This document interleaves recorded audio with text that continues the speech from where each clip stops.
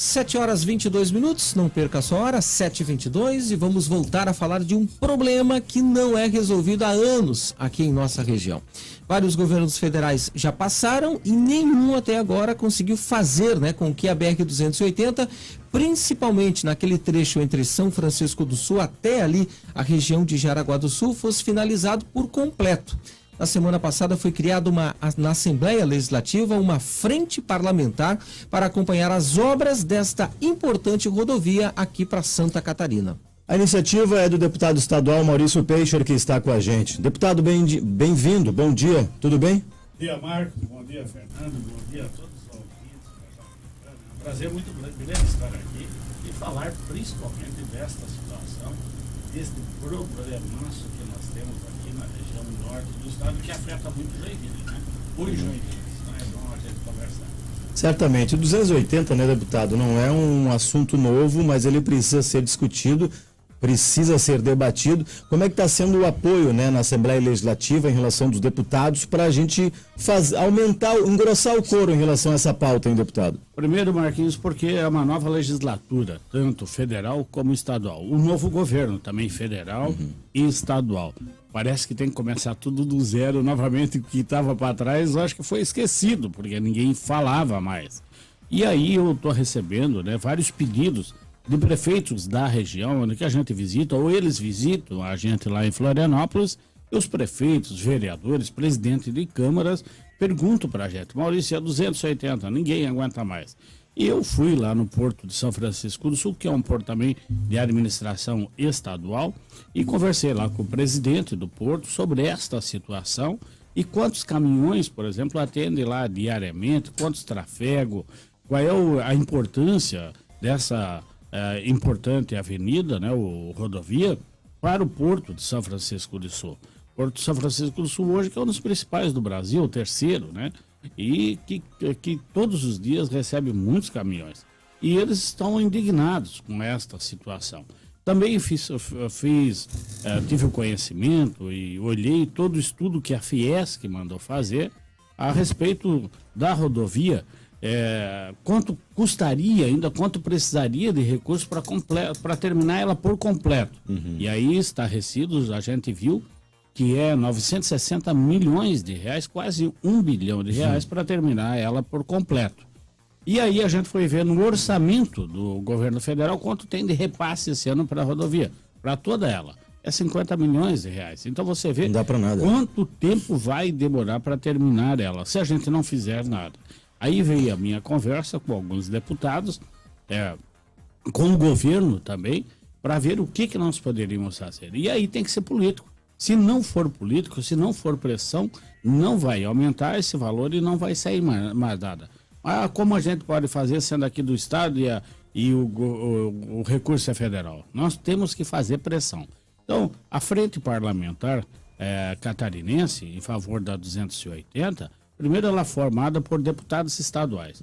E depois, então, a gente convida os deputados federais, convida os senadores, para fazer parte também. E aí onde que nós queremos chegar, Marquinhos, Fernando, é justamente isso, unir essas forças políticas, como nós estamos fazendo com os deputados aqui da região norte. E aí, pelo que eu vi, é a primeira vez que os 6 deputados, 4 de Joinville e 2 de Jaraguá, estão unidos em favor de obras da região norte. Essa união nunca teve. A gente trabalhar em conjunto, reuniões que a gente tem no governo do estado, visitas. Semana passada, por exemplo, nós fomos ali em Luiz Alves, a Massaranduba, junto com o secretário da infraestrutura, fomos à bancada do norte, e verificamos a obra, e aí foi visto lá o que precisava e vai dar continuidade entre Luiz Alves e Massaranduba, a rodovia lá, a SC 414.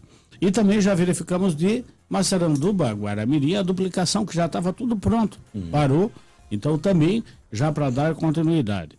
Lá a ponte do portal de Guaramirim, Jaraguá, que é uma que trinca todo, é um gargalo que tem entre Guaramirim e Jaraguá, que forma aquelas filas todas, é que ela precisa fazer, está toda duplicada, ali só falta a ponte. Então também já vai dar continuidade. E essa então, a 280, é isso que eu quero. Então o que nós vamos fazer, Marco? O que nós vamos fazer, Fernando? eu posso, através da Assembleia Legislativa, fazer todos esses levantamentos que precisam. Quantos veículos trafegam todo dia? Qual é o faturamento que tem, não só o Porto de São Francisco, mas todas as empresas de São Francisco, né? Que tem lá ArcelorMittal, tantas outras empresas lá, quanto elas arrecadam para o governo federal?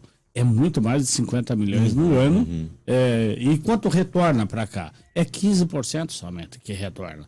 Então nós temos que fazer esses levantamentos, quanto é necessário, quanto precisa, e aí começa a vir as sugestões.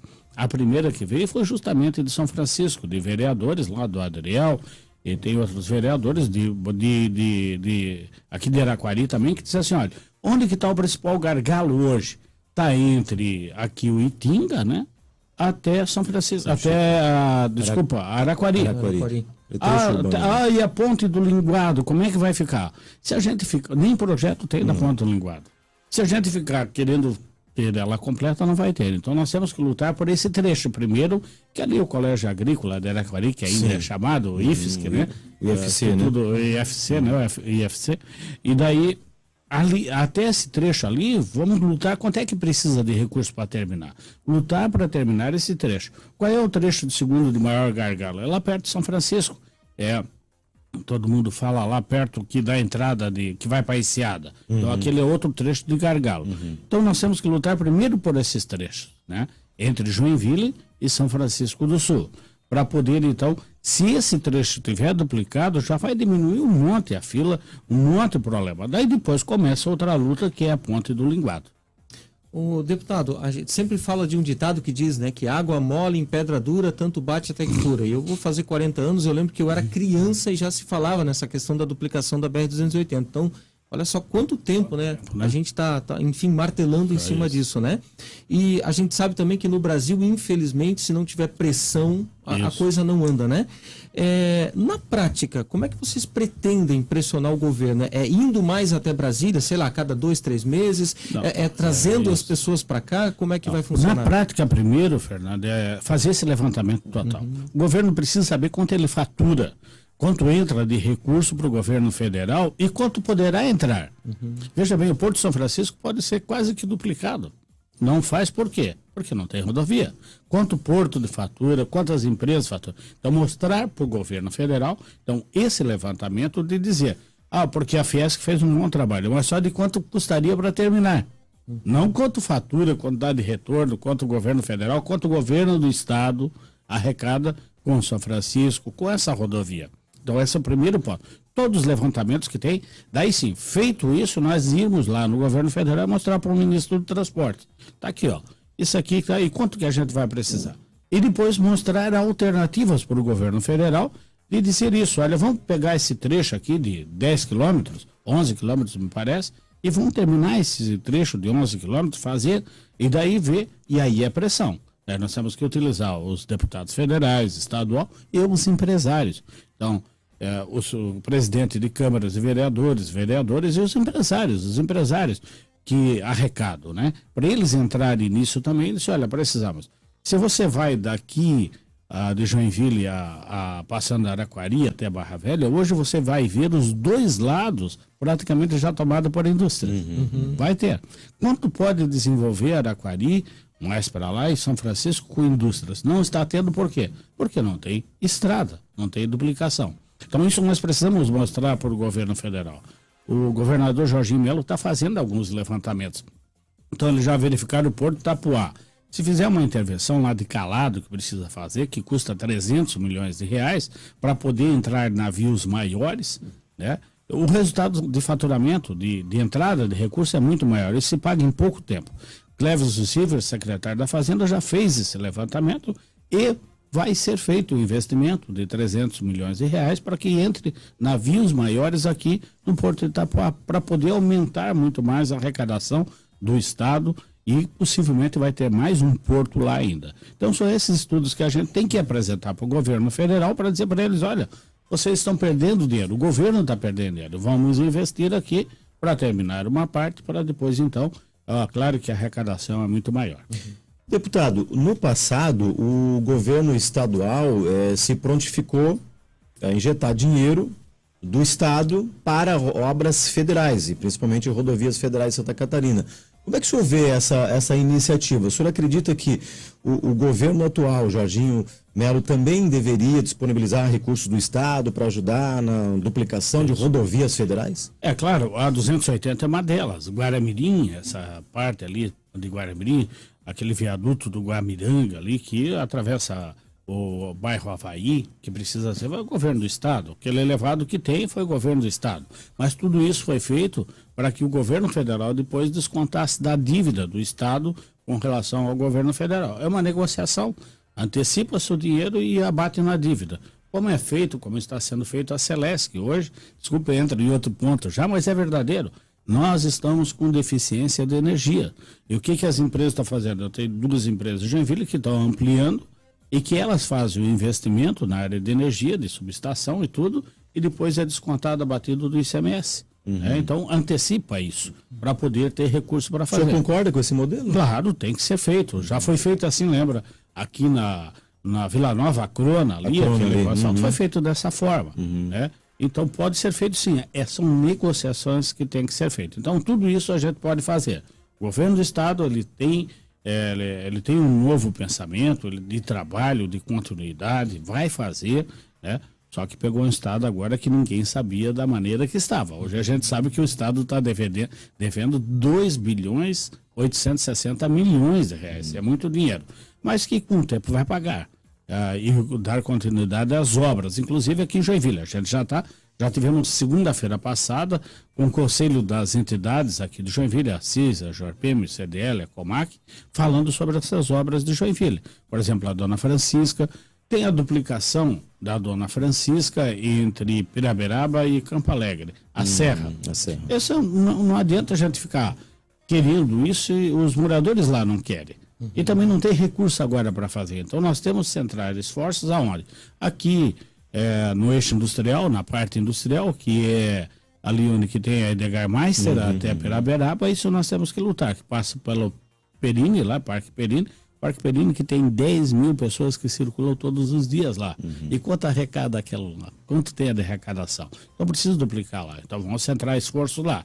E centrar esforço agora na 280, que é um gargalo muito grande para a nossa região norte. Mas não há sinalização do governo do Estado em relação à injeção de recursos do Estado lá, né? Não, nessa 280 de Araquari ainda não tem, mas é um estudo desse, uma frente parlamentar que fazendo esses levantamentos pode negociar. Então você vê, quando a gente abre uma frente de discussão, uma frente de diálogo e de sugestões, de propostas, vai vir muitas propostas que eu já estou recebendo.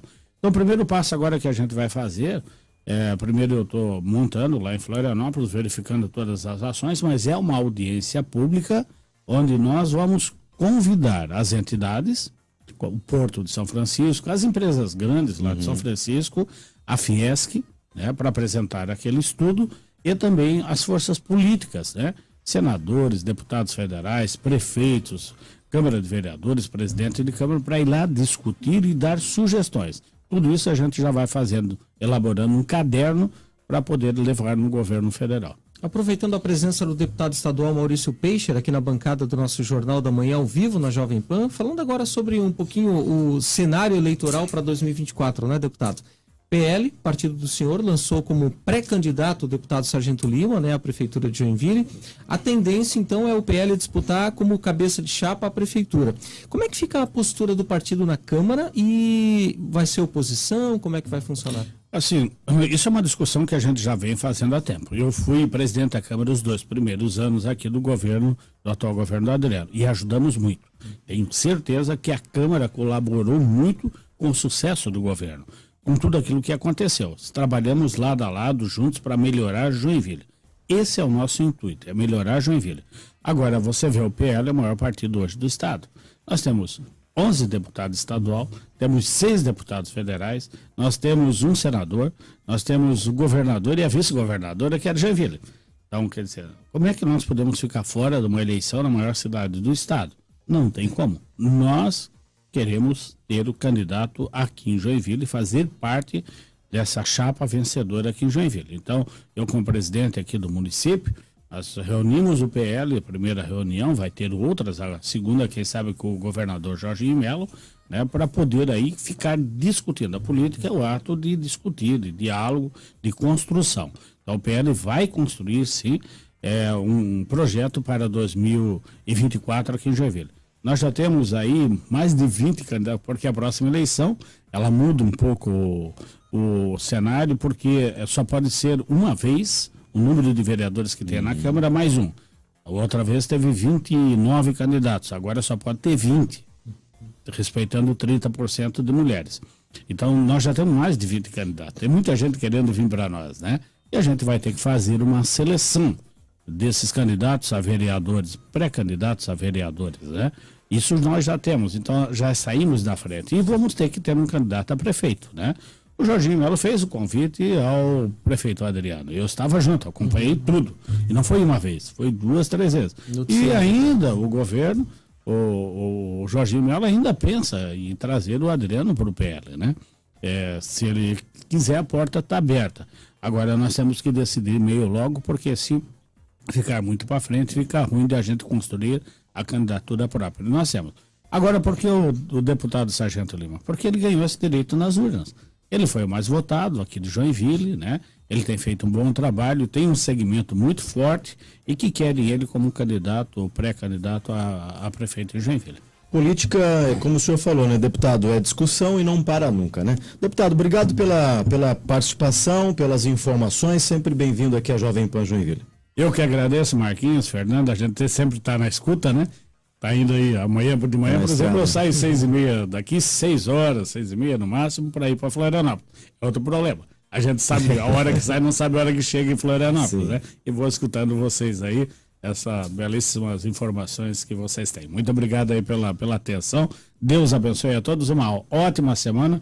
E já quero aproveitar, então, nesse final de semana é Páscoa, né? Páscoa. Então tem Sexta-feira Santa, tem a belíssima esposa, aquela procissão aqui no centro de Joinville, mas desejar a todos uma feliz Páscoa. A Páscoa é um momento que nós temos que ter de reflexão, né?